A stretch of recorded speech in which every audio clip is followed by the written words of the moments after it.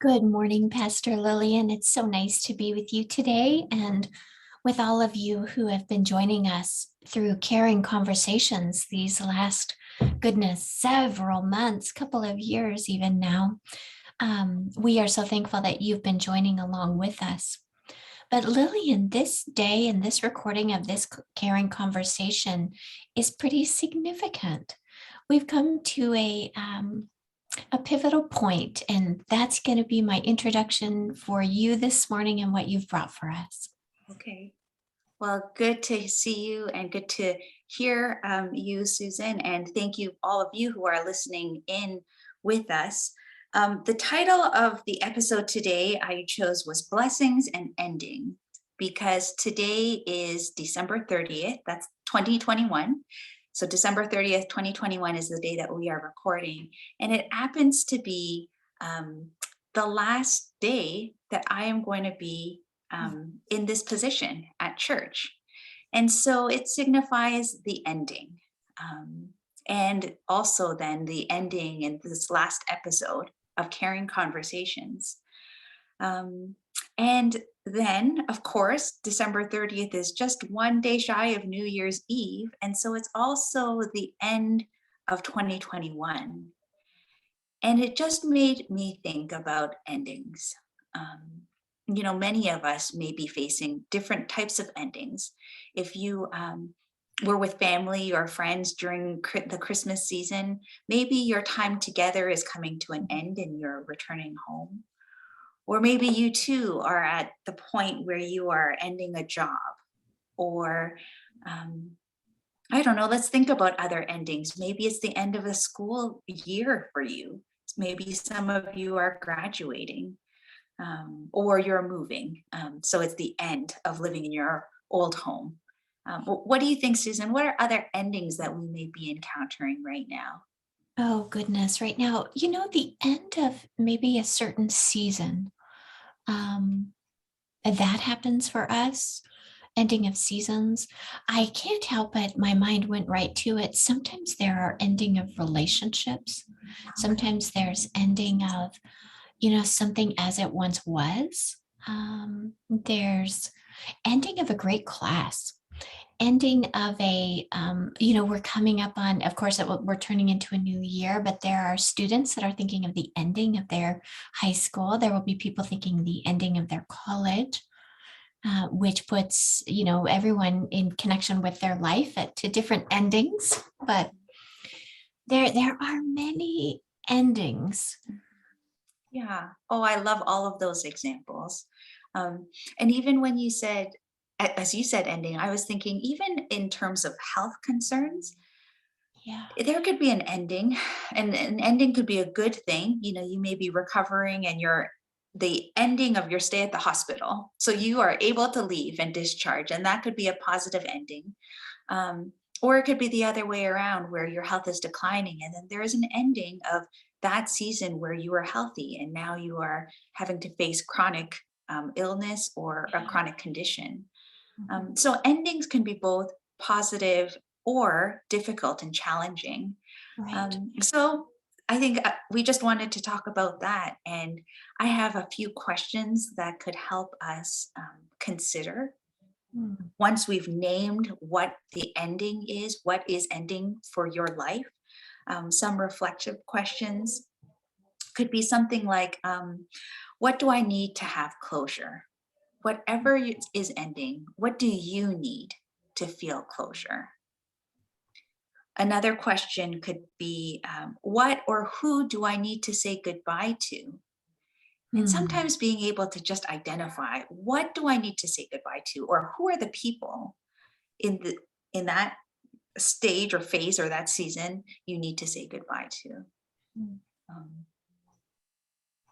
Other questions could include things like, what did I learn? Or what memory will you take away with you? And so just some questions. Any thoughts, Susan? Well, yes, what I hear you inviting us into is actually the process of naming an ending and then offering time for reflection on it, which actually it's a huge invitation to name an ending. because I would not be surprised, just thinking even in my own life, of the number of things I may have passed through where there's been an ending, but I haven't seen it or known it or named it. And so it's kind of just hanging there. And some of those that hang, it might, let's see, I'm so sorry. I just had a distracting note pop up, where it gets absorbed into our life and our next way of being, which actually is part of the good questions. How am I going to walk forward with this ending? And that, yes, what am I letting go of, and what am I hanging on to? Right. Yeah, I think that it's a healthy way to deal with endings. Because as you say, if we don't, and I don't do this well, which is why I'm bringing this here, but if we don't find closure, then it does linger. It's like that cloud in that Charlie Brown cartoon that kind of lingers and follows us around all the time. Mm, But if we're able to, in a healthy way, give ourselves time to name what is ending and then to find that closure through reflection, um, I think it frees us to then move into the next, yeah, whatever that next is. right. I think that's really wise, and maybe even giving ourselves an opportunity to do something that even physically helps us mark that ending and to move into the next, like a ritual that we can do around it. Oh, Um, yeah. As you say that, I am thinking of there was a nurse that I knew, and she had a ritual that she would do every day when she came home from work to mm, signify the ending of my work day. And what she would do, all she would do was she had a lanyard with her name tag and her key, and she would take her lanyard off and put it on the table. It was the dining room table. But that was her ritual that signified this is the ending of the day, of my work day, and yes. everything that I experienced during that day, it's ending. And so she would take Mm, off that lanyard, and I thought, oh, such a simple act, just a simple ritual that helped clearly define yes. that ending. So I love that invitation. What is a ritual? Doesn't have to be complicated or big and ornate, but is there a ritual that you can adopt that helps you end well? Yes. Lillian, both you and I were involved with the longest night service not that long ago. And you, in crafting that liturgy, it was such a beautiful invitation, even though one that does ache because it touches tender points of naming losses, naming something that has ended, and then paired with the ritual of being able to light a candle. I found that so personally meaningful, um, and a kind of one of these, an example of that significant ritual, um, that then cleared the way for stepping into just even the very next moment, the rest of the afternoon. Um, Yes, candles are, I think, great visuals. There is something really beautiful and captivating about candles and the flame, and yeah. then lighting the wick and then blowing the wick out. Both of those, I think, Mm, yeah, they're profound. They're great visuals. they are. And I can't resist thinking, one of the great gifts of a season like this when there are endings, and you just named I'm just going to speak about us right here. We know you're ending your position here at Lake Grove. It's the end of our Caring Conversations podcast. It's the end of 2021. So the end of a way of working together. But what we do know that in that ending, we are always held in God, right? And so those candles and even that, the light of Christ as we light that. And I think I'm going to bring this into my New Year's Eve, crossing over a threshold of lighting to be able to both let go. It's almost in that little flame, the turning of all of those, the letting go, the moving forward, knowing God holds all of us.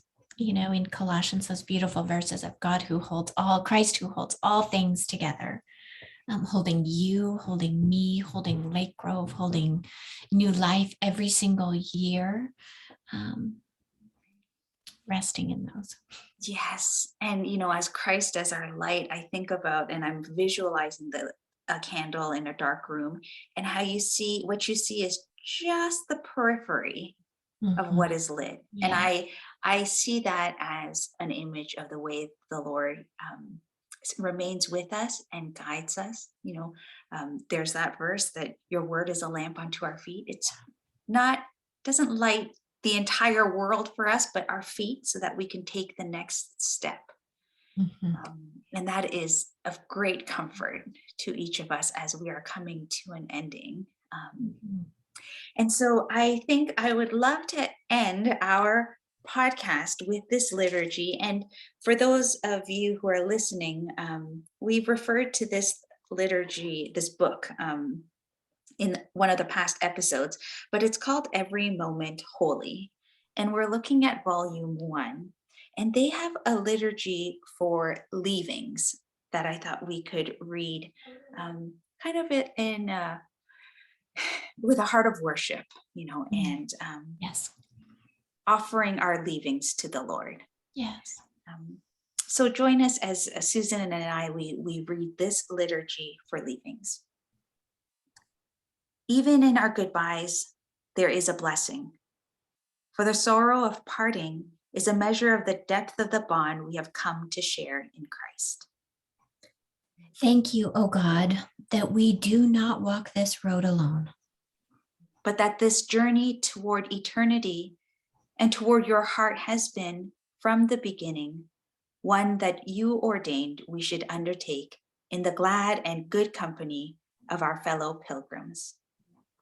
O Lord, make us ever mindful of one another. Unto the end that we would labor in the days to come as those who attend and encourage the stories of those around us by prayer and friendship and thoughtfulness and conversation, affirming and sharpening and amplifying one another's good works, unto the end that your body would be built up and that your kingdom would be more fully realized in this world. Thank you, O God, for the mercy and the beauty incarnated in the words and acts of these your people, extended one toward another.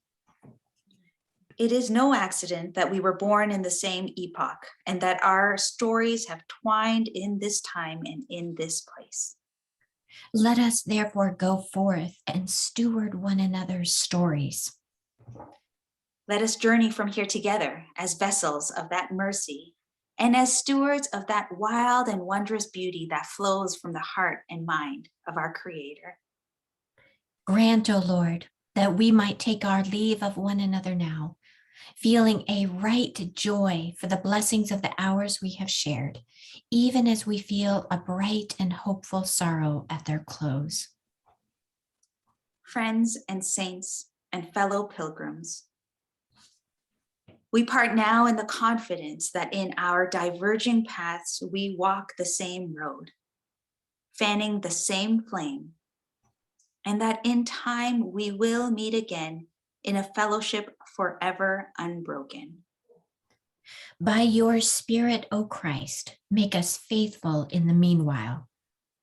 As we go out to labor in the diverse fields to which you have assigned us, laboring onto that better meeting and onto that new made world that is yet promised and that has already begun.